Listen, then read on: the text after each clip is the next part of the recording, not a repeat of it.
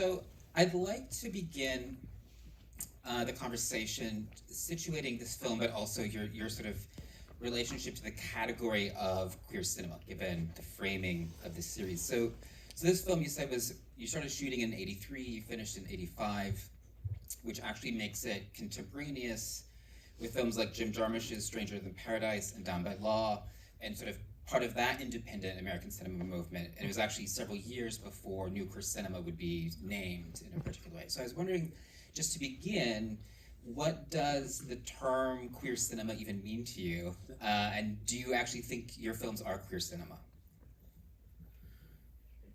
I want them to be, because those guys are great. But I think it was, as a label, especially new queer cinema, queer cinema, or even the word queer, was coming along like in the mid-'80s. So I think I just was this particular film predated it. I went to Sundance with a rough cut of My Own Private Idaho with me, and I showed it in the hotel room. And it was the year that I was one of the judges, and we gave Todd Haynes the award. And I think it was the next year, '92, when there was the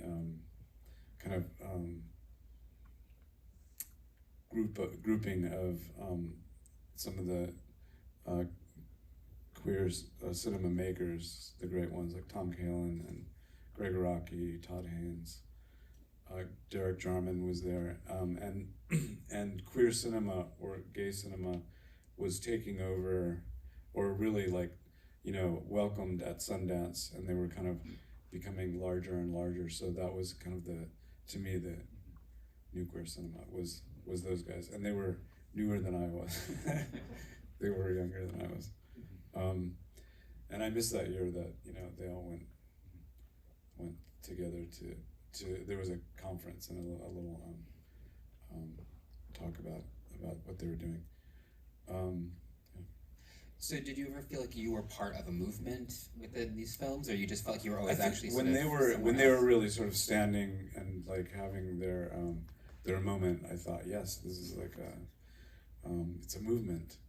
But I think I was there were people around. Bill Sherwood had made Parting Glances. I did enter this film at Sundance, and it was refused because the reasoning was in 1985, the Parting Glances and Desert Hearts were both playing. So they were kind of getting gay friendly. Maybe it would have been included in '91 or something like that, but they would have made room for it. But didn't make it in. But yeah. Well, I think obviously this is a very different film from Parting Glances or Desert Hearts, yeah, and it's not for sure. an affirming representation right, exactly. in a particular way of gay and lesbian people. And I think, in a way, it's a statement for the series to open with this film, to say that queer cinema isn't necessarily about positive images or affirming images. Right. Yeah. Yeah, for sure, yeah. So I was wondering if you could speak more about your interest in making this particular film. So this is based upon the writings or even diary and poetry of Walt Curtis. The three main characters are all real people. So what was it that drew you to him as a figure or to his writing and made you wanted to make this into a movie?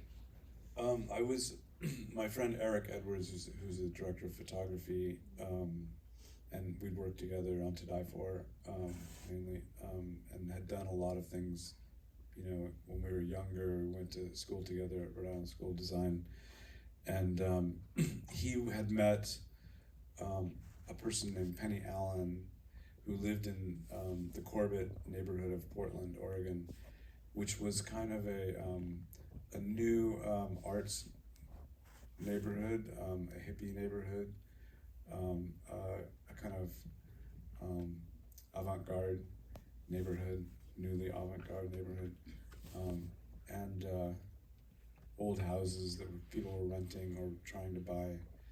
And she wanted to make a film about using a CETA grant, which was at that time a kind of a stimulus grant for people that didn't qualify for welfare.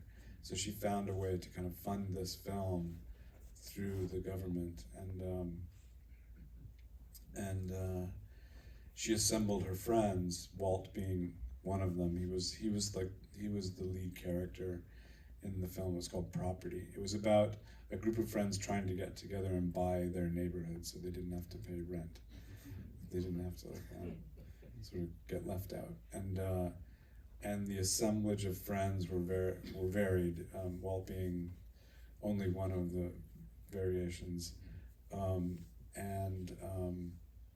there was a drummer from the Holy Modal Rounders, Richard, not drummer, piano player, and a queer activist was in the grouping.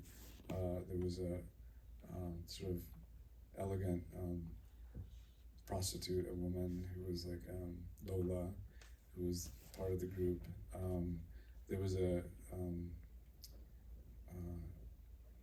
anti-war activist who was part of the assemblage of characters. And so Penny, I was asked to come up to do sound, but also accompany Eric in like sort of putting the lights up and sort of handling the tech side of it. So I was the sound guy, and Penny, as a way to introduce Walt, she said, this is a book Walt wrote, and this is who he is. And it was Noche, and I was reading it and sort of keeping it hidden in my room because it was so like out there and scandalous and sort of shocking, and even though it was like Eric's house that I was staying in, that was it. The film came out. It was a great project. It still exists somewhere, maybe on YouTube.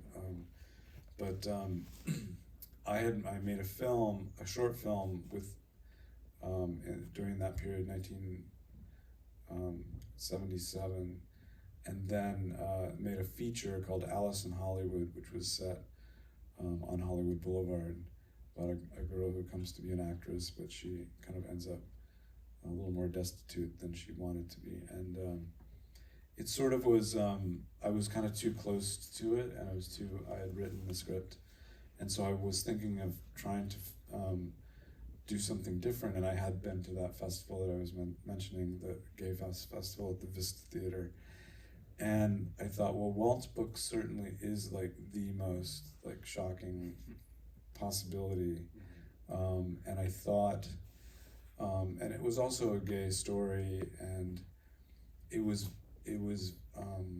sort of had something about it, you know, like I knew that part of Portland well enough that I knew it could be something that I could accomplish, you know, without having a lot of money, and so I kind of made that my next film, and it was really like a shot in the dark. It was made sort of on the run, with a lot of friends and collaborators and people that would let us shoot in their stores or their apartments, and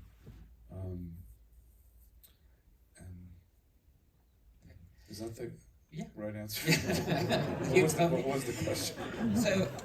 So I mean, we were talking before the screening a little bit about Walt, and you said he's a working class street poet. He's very rough, and the words in the film are his, but he's actually a little bit softened in terms of you cast someone who's a little bit more likable. And Walt was a little older, a little more kind of more of a character. He's in the film. He's sometimes like seen in the film.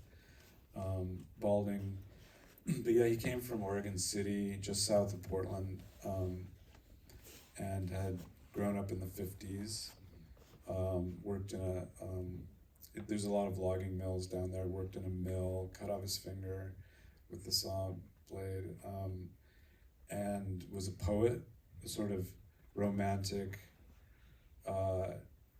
very, liked to drink a lot, liked to wander the streets of Portland and just meet people on the street and talk their ear off or talk to them. And he also worked in this shop. A friend of his, George Tahuliotis, brother owned the store that he was working in. This wasn't the real store. They had kind of a nicer looking store. This is our kind of makeshift grocery store. And it was right on 6th Street, which is like in the middle of Skid Road, as Walt called it, in Old Town in Portland. And, these were people that he really met, and he really, developed this fascination with Johnny, and it was the car, and so he wrote it all down in Noche. And he was he's still alive. He's still in Portland, still writing poetry and writing fiction. There was a few other books that he'd written as well as Noche that were kind of based on sort of similar things, like people that lived on the streets and people that he knew. Don't Worry, He Won't Get Far on Foot was another character that lived in Northwest Portland, same area, that actually would buy liquor from Walt when he worked at this other shop, which was had more liquor in it. So he knew Callahan, kind of all together, these characters. And the My Own Private Idaho kids are just down the street. So they were all sort of coming from the same place. But Walt was a kind of amazing character. Yes, so the film is obviously from Walt's point of view and in his words, but both Johnny and Pappas are such interesting characters as well. So I'm wondering if you could tell us more about those guys, how they end up in Portland, sort of how you cast those roles, and how do you sort of flesh out these characters who are in a complicated relationship with Walt, where sort of he is fetishizing them, their relationship is transactional, but they also don't do anything they don't want to do, and sort of they push back at certain moments. They have a degree of agency, but also sort of their sort of this sort of political and social and immigration issues sort of place them in a particular way in this moment and in this city. So I wonder if you could just talk more about sort of how they come to be there and their relationship within this film. Yeah, I think Johnny and Pepper in particular were, I think, spending the winter in Portland instead of risking going across the border and back again, because they wanted to work the next season. So November, I think, the season stopped, and they were trying to make it to April. And so they kind of had nothing to do, and they were getting in trouble on the street when Walt met them. So they're basically seasonal laborers who are there sort of in between the seasons. Yeah, and it was 1975 in Portland that he wrote about. We shot in 83 and 4, but he's writing about a time when the farm laborers from Mexico would come and live in the town, and buses would come to Old Town and pick people up to go work on the outside. By the time we made the movie, I think there were much more solid neighborhoods outside of town that were Mexican American and Mexican neighborhoods that had theater group, and we went out there to try and cast some of the characters. I think there was one young actor in particular who would have been good for Johnny, that I think, politically, the story was about characters that were not really hadn't really become part of legally living, the legalities of living in Portland, and he felt like because of his family that he wouldn't be representing the new their new situation in Hillsborough, the town that they lived in. So I think politically it was a little bit out there, and for some of those characters, also the people that really were working in farms were making a lot of money compared to what we were being able to pay people. So those guys were out. Also, they were very they kind of liked the idea of being in a movie, but the sex was not so bad either, except to film it, like to have it be part of a story, was a little bit too much for them. So the two guys playing the roles of Johnny and Pepper, it took a long time to cast them. Johnny came via an ad that we had in the Oregonian, and he was Native American, and he was really like a Beaverton, like middle class kid, and then Pepper was played by Ray Manji, and he was suggested by Catherine Dunn, the author, who wrote a daily boxing column, which was interesting in itself. But she was really close to Walt, and she was very supportive of the project. And she said, you should go to the Knott Street boxing gym because some of the Latino boxers, may be really great in your film. And I was like, won't they just punch me out? And she said, no, these guys are very, they fight for, for their livelihood, so that they're not aggressive. And so I met Pepper. He was a coach there for some of the really young boxers, and his boxers would fight Andy Mintzger's boxers. Andy Mintzger was a boxer in Portland. So Ray was a boxer, and he just dug it. He also worked at a gay club on the side. So can you talk a bit about, so when you completed the film, what was its initial life like in terms of getting it into festivals, trying to get it distributed, sort of what kind of circulation did it have in its original moment? Well, there wasn't. I went to Berlin first. It was my kind of exciting sort of experience with this film, and there were a lot of buyers. It was a great place to try and find somebody that would be able to distribute it.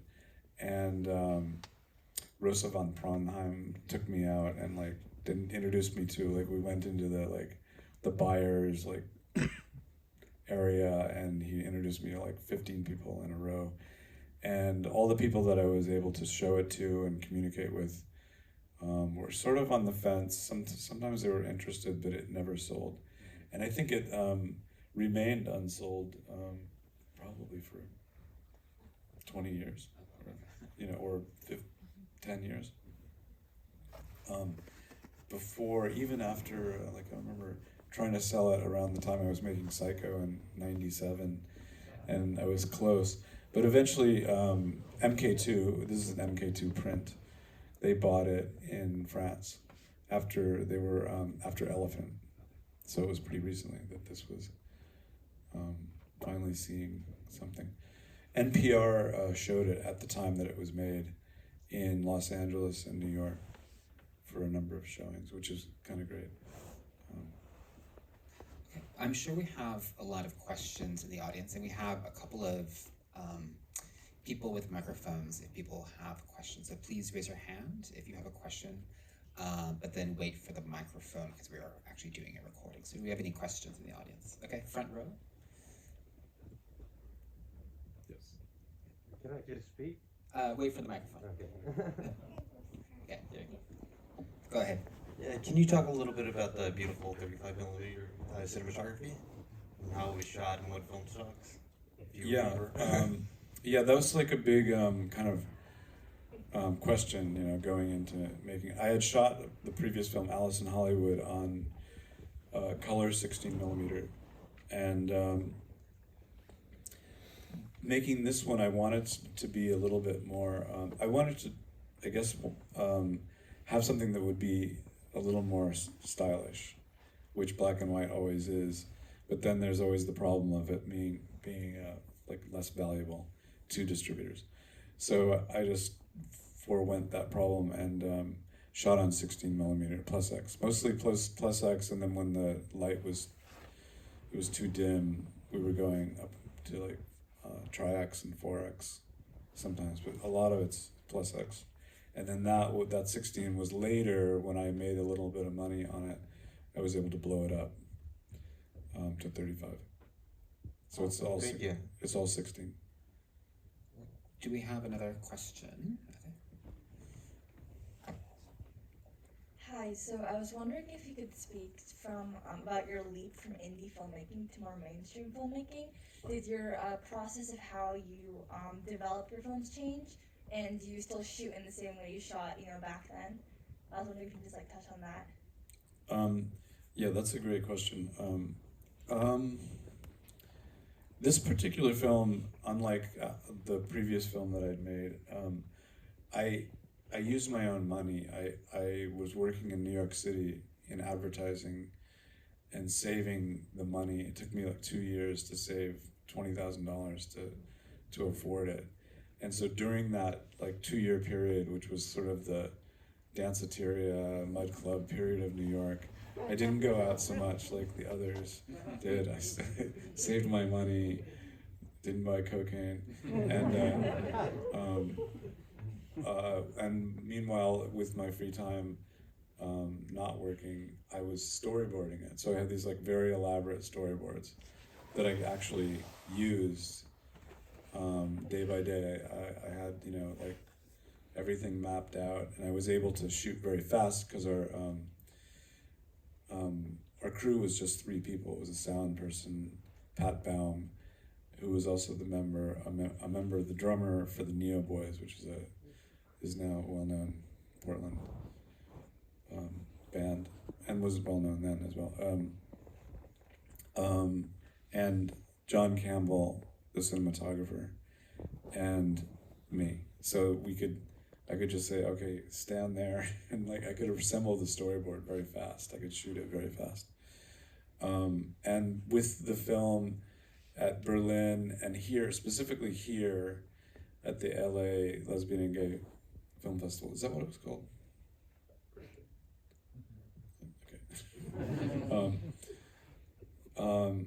Which I was kind of resisting because the Frameline, I became very close to Frameline, and Frameline was San Francisco versus LA, and I thought I was an Oregonian, and I was kind of an idiot when it came to show business. So I just said, I don't want to go to LA. But then I was really talked into it, and because of that, a roommate or a person I was staying with in Los Angeles was somebody that I'd met in Berlin, and he had an agent that he gave a tape to, and so I all of a sudden had an agent, which was kind of against my will, but also he was getting me meetings and things, and I was trying to sell them on a modernized Shakespeare script, which ended up to be Idaho, but Drugstore Cowboy was something that I had as a manuscript, and then I adapted it into a screenplay because they weren't able to read a manuscript, the people that I was talking to at studios. And then we won I was given a prize by the LA Film Critics for Best Independent Experimental Film. And if you left off the experimental part, it was the best independent film of the year.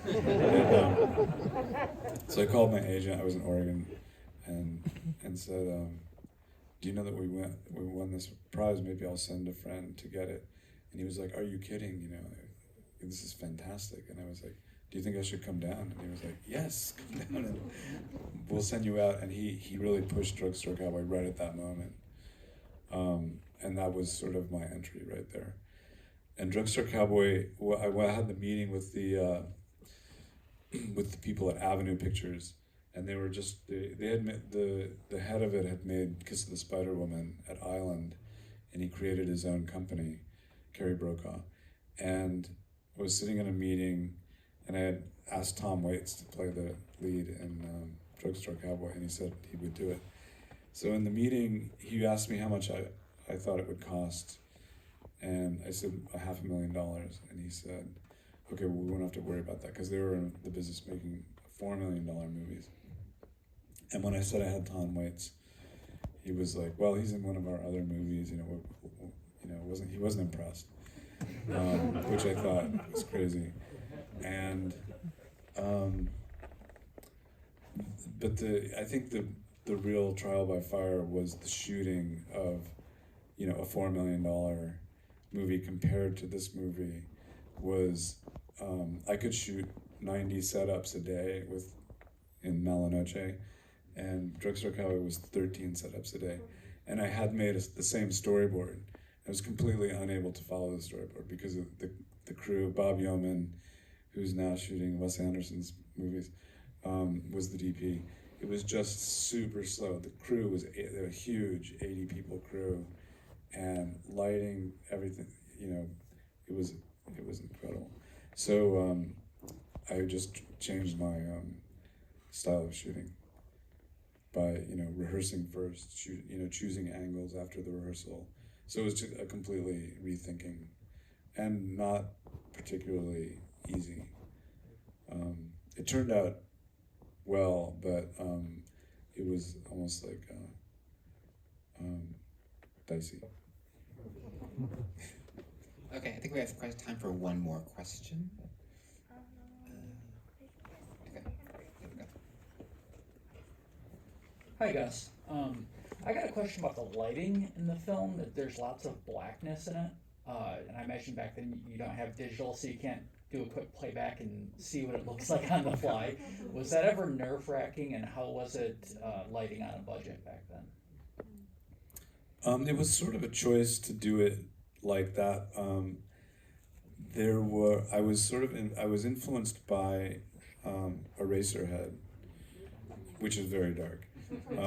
And also sometimes Eraserhead would have, they would use spotlights. Interestingly, sometimes there would be a light on the wall and there'd be a spotlighting the light on the wall. And I really liked the way that looked, so I rented 2 spotlights. And we had a little lighting kit, like a Lowell light kit, which I think had three 1,000 watt lights with stands. And then we maybe had a couple clip-ons. So we sort of were unable to, a lot of times we were using just available lights. If it was light bulbs in a hallway, say like the hallway he's walking down in the hotel, I think we would change the light bulbs so they were more powerful. So we had some light bulbs with us. But it was dark, probably because, I was thinking about that tonight watching it, because we just didn't have lights, and we were sort of welcoming the darkness, since the title was Noche. It worked, right? And then we thought, I think evaluated each shot, are we getting what we want? But it was kind of amazing how it's like a lot of it is in silhouette. Yeah. Which is kind of great, and I guess we thought that's what we were doing. I can't remember that far back. I don't think it was a mistake, but sometimes we thought, oh well, if it goes dark, it'll go dark. Downtown, for instance, when we're on the street, running around at night, I'm not sure if we knew until we got the film back what would happen. Yeah. Intense. Thank you. So I want to close with just one final question, which is, so you watched the film again tonight. So I'm wondering if you see it differently now than you saw it at the time, and sort of what feels different, what actually feels the same to you. Well, at the time it took me a long time to edit. I was editing on rewinds with a movie scope and like a sound reader, if you guys even know what that is. It's like there wasn't even an upright editing machine or a flatbed. It was just you're cranking it, and however fast you crank it is how fast the film's going. And I was using, Scotch tape instead of editing tape to cut corners, which is not advised, because it gets gooey later. And I was showing it to my friends. I was showing the rough cut to my friends, and it really looked like, my friends would say something like, well, it's a movie, I guess. And I just had not a whole lot of confidence, and I thought, okay, I did my best, and I really, sort of tried to make everything fit together. And in the final print, it looked a lot better than the, wonky. We would show the actual work print, through a kind of dual system thing. And also I transferred it to video so I could show it like at somebody's house. And I was showing people sometimes to raise a little bit more money to finish it. And it wasn't until the actual premiere where Doug, who played Johnny, hid in the projection booth and looked out, was afraid to come down into the audience. And I was almost the same way. I was like thinking, this is just the only time that we'll be seen. And then people sort of stuck around in the lobby and talked, and they seemed energetic. And so I thought, oh, well, maybe it has like an actual life. So tonight I thought maybe I sort of had that same feeling of like, oh my God, it's like, some things I could see the mistakes. Well, I feel like at this time there had not been a film like that looked like this or was like this, and I think it's still true. Like, it still feels like nothing else that I've seen. So thank you for sharing your film with us this evening. We're going to take a brief intermission, so you can go to the restroom, grab a sip of water. And I strongly recommend coming back for Sue Friedrich's Hide and Seek. It's a fantastic film.